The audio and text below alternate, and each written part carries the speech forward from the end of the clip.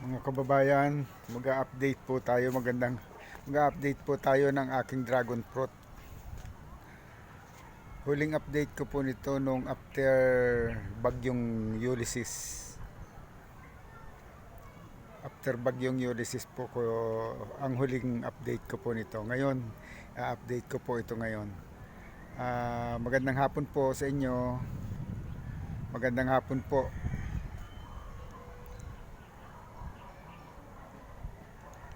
Ayan. Kung bago ka lang po sa aking channel, please like, subscribe. Sige po, umpisahan na po natin. Ayan po. Ayan po yung mga bago kong Ayan po yung mga bagong tanim kong dragon fruit. Ayan na siya ngayon. Malalaki na. Ito naman po yung mga dati, ayan o. Ang taas na po niya, no. Ayan. Lumagpas na po dito sa bakal ko na ano. Bakal na bakod ko rito. Ayan. Ayan po. Ayan. Ito yung mga kasabayan po, oh. Nung isang yon. Yung kung isang yon. At saka ito po, magkasabay ko yan tinanim. Ayan, oh. Tingnan niyo po, ah. Ang tataba. Buhay na po yan. Mga 2 buwan, 3 buwan nandito na po yan sa taas. Kasing taas na rin ito. Ito.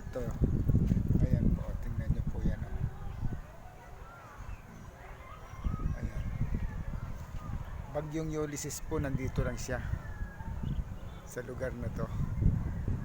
Ngayon, ayan na. Ayan na po siya.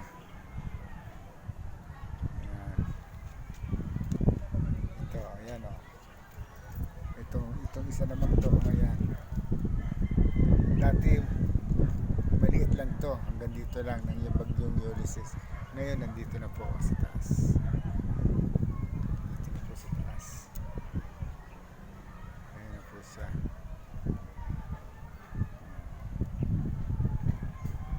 Ayan po siya. Ayan. Itong isa ito, haba na. Hindi ko po siya pinutol. Inobserbahan ko lang kung magkakaroon siya ng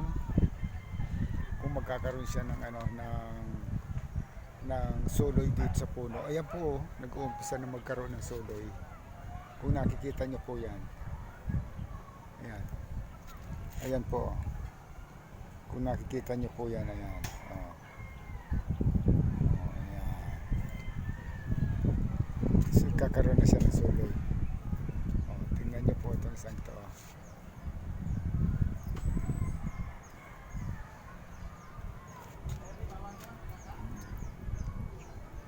Ayan po.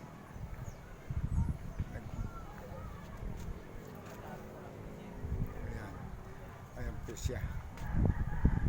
Ganyan na po siya karami. Na sisilaw, malakas ang araw po. Malakas ang araw. Ayan, tinatakpan ko yung araw para hindi maano. Ayan, oh. Ang dami po. Grabe ang dami ng suloy nito. Grabe ang dami ng suloy. Ayan, oh. Isa, 2, 3, 4, 7. Bali 11 po. Bali 11 po ang suloy. Pwera po ito. Pwera. Bali 11, 12, 13. Pati na itong isang to. Kalalabas lang nito, oh. Ay kung magtigi-tigis ang bunga na lang po bawat sanga niyan, magtigi-tigis ang bunga na lang siya, ay di may 13 na bunga ako. 13 ang magiging bunga niya. Mayo ho, sigurado ho baka magbulaklak na to. Ayan.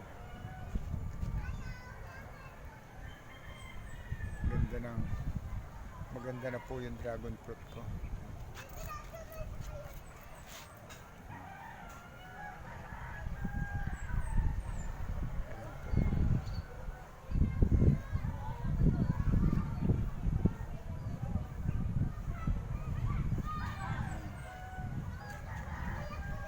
Dito lang po tayo sa kabila.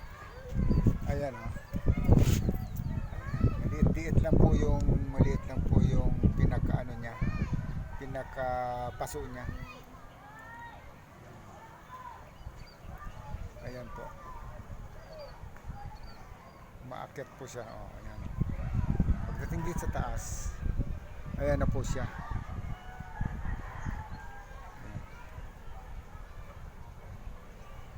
Ayan, may mga bagong sanga na naman dito. Itong isa hindi ko pinutol to. Inobserbahan ko nga kung magkakaroon din ng sanga. Pag bali na ganun, nagkaroon din ng sanga. Ayan, lumabas 5. Sa 2, 3, 4, 5. 5 po yan, oh, kung nakikita nyo po. Ayan. Saka yun. Ganyan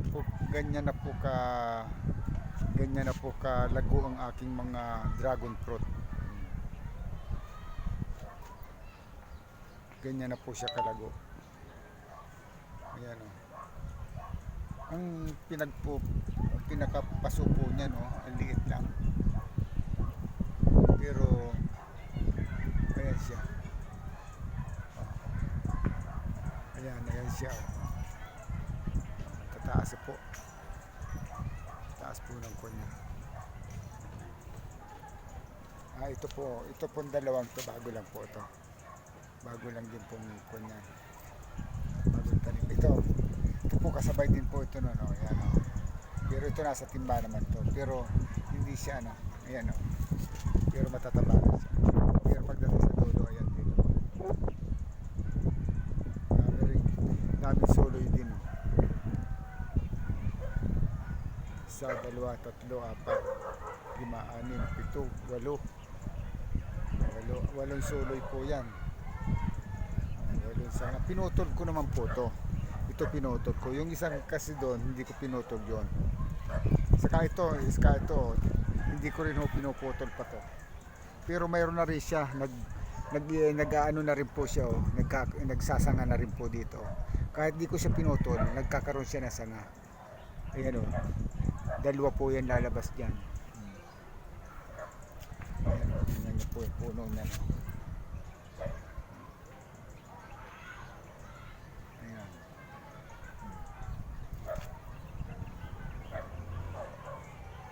Ayan po.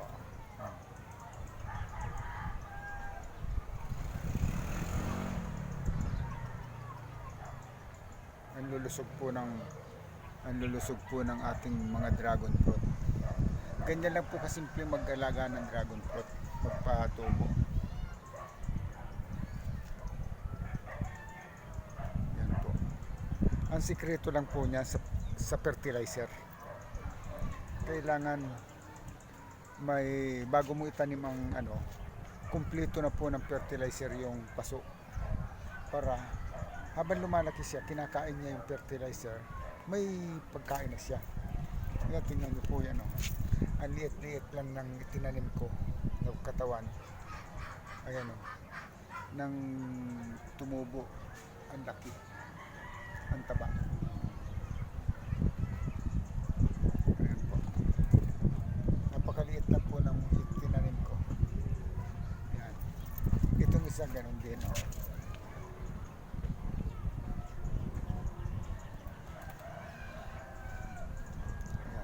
Ng kuno.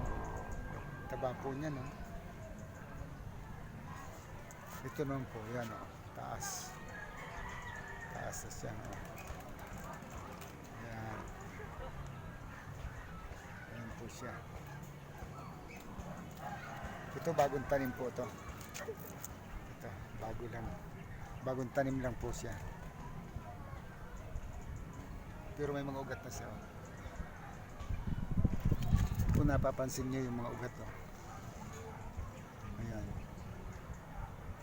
Hindi ko makita. Ang labo po ng camera ko. Pasensya na po kayo. Ang labo ng camera ko. Ayan, oh. Ewan ko kung nakikita nyo. Pero ayan, oh. Ito rin po.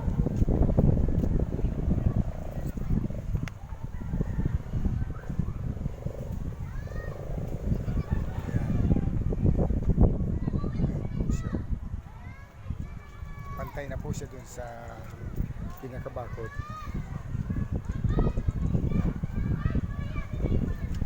po yung mga bagong tanim ko. Ito yung lemon tree ko. Ito yung lemon tree ko na ano, ilang buwan lang to eh. Hindi ako nagkakamali, mga 3 buwan, 4 na buwan. Itong lemon tree nito. Ang lusog na ho. Ito naman ito yung mga bagong tanim ko. Ayan ang dragon fruit. Umaangat na rin po siya. After 3 months ho niya, mga February, March, nandito na rin po yan sa dulo.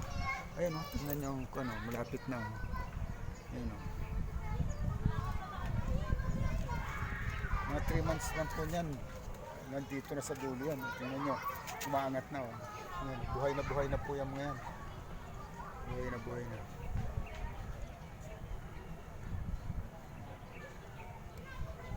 Ito, lemon tree rin po ito.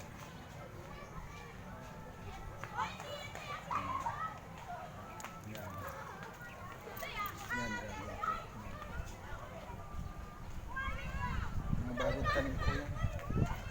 Ayan. Ayan, maliliit lang po yung mga paso na nilalagyan ko. Pero matataba sila. Pag ang sikreto po niya sa lupa. Kailangan kumpleto na po sa pataba yung lupa mo. Tingnan niyo po ito. Ang puno niya tinubuan ng bulaklak na halaman. Pinabayaan ko po. Ayan o, daming bulaklak. Tapos yan ayan. Ayan po. Pinakadulo. Pagdating dito sa may bandang dulo, nagsa na siya ng dalawa. Ayan. Sa loob ng 5 araw yan, mahaba na agad yan. Ayan, mga buhay na po yung iba o. Yung tinanim ko ng nakaraan. Buhay na ang tataba. Ayan po. Ayan. Ito o. Ayan. Ayan. Ito. Ang liit lang po ng itinanim ko niya, no? Ang payat-payat ng tinanim ko yung nasa pinakababa. Ang payat niya, pero huwag ka o. Nung tumaas siya, umangat siya, taba-taba niya. Ay, malapit na rin sa malapit na po rito sa pinaka ng bakal.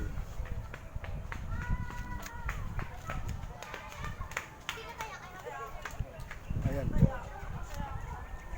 Kasabay ito ng mga maliliit doon. Mabilis lang talagang lumaki ito. Bilis niyang kasabay din po yan dito.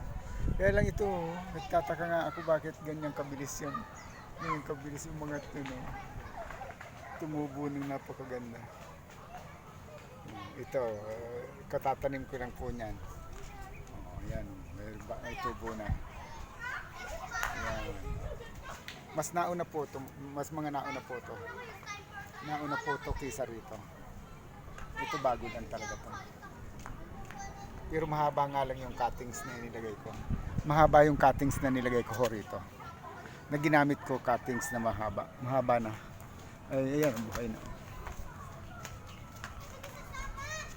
Ayan.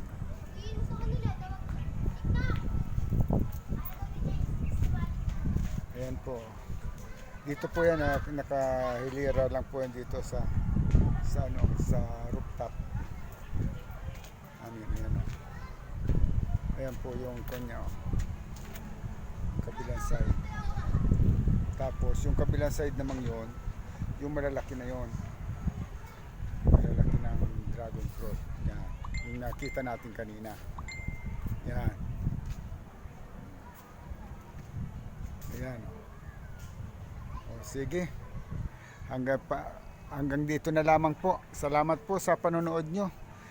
Salamat po sa pagsama nyo sa akin sa pag-update ng aking halaman dito sa rooftop. Mga dragon fruit plants ko rito. Ayan po ang update ko ngayon. Time check 5:20 yata po ngayon. 5:20 na po ng hapon.